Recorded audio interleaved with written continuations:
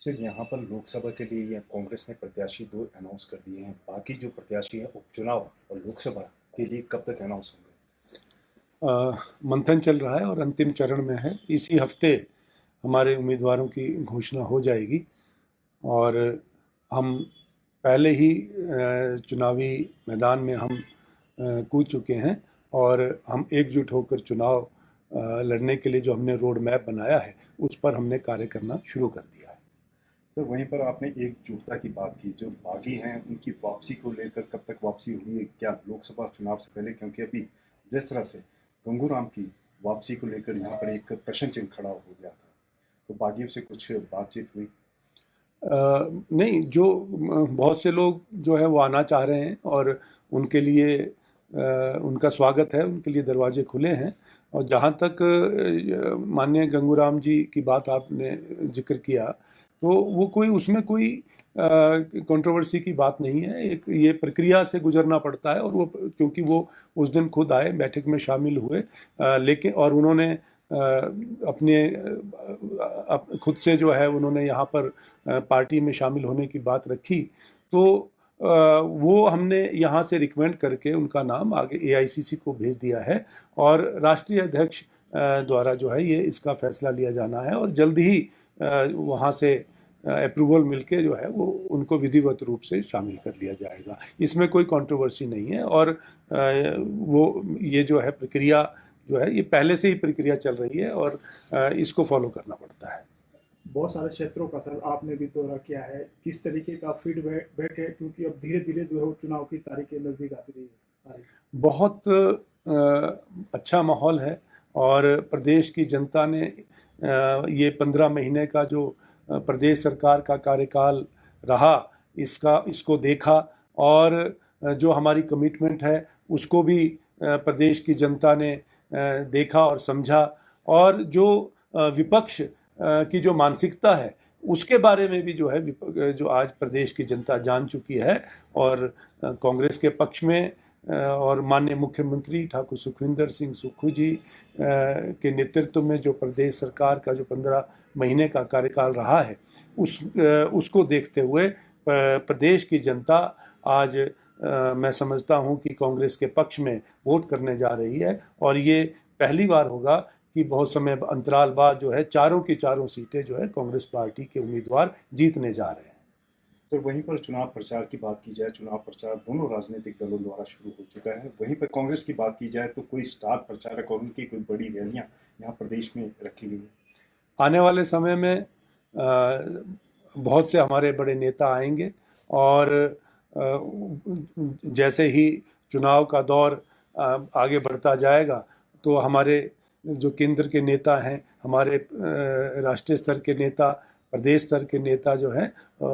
उनको उनकी जिम्मेवारी तय हो गई है और वो जैसे जैसे जहाँ जहाँ जनसभा होंगी वहाँ पर वो आएंगे और कांग्रेस उम्मीदवारों के पक्ष में प्रचार प्रसार करेंगे। भाजपा प्रदेश अध्यक्ष आरोप लगा रहे हैं कि मोहम्मद अली जिन्ना की जो है वो आत्मा कांग्रेस में आ गई है और बांटने की जो राजनीति है वो देश भर में जो मैनिफेस्टो कांग्रेस ने जारी किया है और उसके माध्यम से बांटने की राजनीति को कांग्रेस कर रही है। भारतीय जनता पार्टी एक मुद्दा विहीन पार्टी रह गई है और उनके पास कोई भी मुद्दा नहीं है। आप उनको देखें, वो प्रचार प्रसार कर रहे हैं आरोप प्रत्यारोप की राजनीति के माध्यम से। उनके पास अपनी उपलब्धियां गिनाने के लिए कुछ भी नहीं है। 5 साल जो पूर्व में भारतीय जनता पार्टी की सरकार रही हिमाचल प्रदेश में, वो नाकाम रहे। लोगों की उम्मीदों पर, लोगों की आशाओं पर वो बिल्कुल खरे नहीं उतरे और इसी वजह से उनके खिलाफ जनादेश उनको प्राप्त हुआ। वो उनको सत्ता से बाहर प्रदेश की जनता ने किया और इन 15 महीनों में किस तरह की मानसिकता को भारतीय जनता पार्टी के नेताओं ने दर्शाया है, इससे भी जो है प्रदेश की जनता उनका जो असली चरित्र जो है जो और उनका जो उनके बारे में जान चुकी है और उनके पास कोई मुद्दा नहीं है। अपनी उपलब्धियों को वो गिनाएं और जिस तरह समाज को बांटने का प्रयास तो ये लोग कर रहे हैं। आज वो जिस तरह से कम्युनिटी डिवीज़न के लिए जो तरह तरह की भ्रांतियां फैला रहे हैं, तो ये अपने गिरेबान में झांके, जिनके शीशे के घर हुआ करते हैं वो दूसरों पर पत्थर नहीं मारा करते, यही मैं कहना चाहूँगा। वहीं पर सर भाजपा सांसद हर्ष महाजन का कल एक बयान आया है कि 4 तारीख को यहाँ पर एक बार प्रदेश में फिर भाजपा की सरकार बनेगी और जो कांग्रेस के कुछ विधायक हैं वो उनसे फोन पर संपर्क साधे हुए हैं। अब ये किस दृष्टिकोण से उन्होंने बात करी, लेकिन मेरा ये मानना है और कि ये जो भ्रमित करने की, लोगों को भ्रमित करने की जो ये रणनीति, ये ज़्यादा दिन नहीं चलेगी। इन्होंने एक असफल प्रयास जो है बजट सेशन के दौरान किया और उनको मुंह की खानी पड़ी। आने वाले समय में मैं ये कहना चाहूँगा कि प्रदेश में कांग्रेस सरकार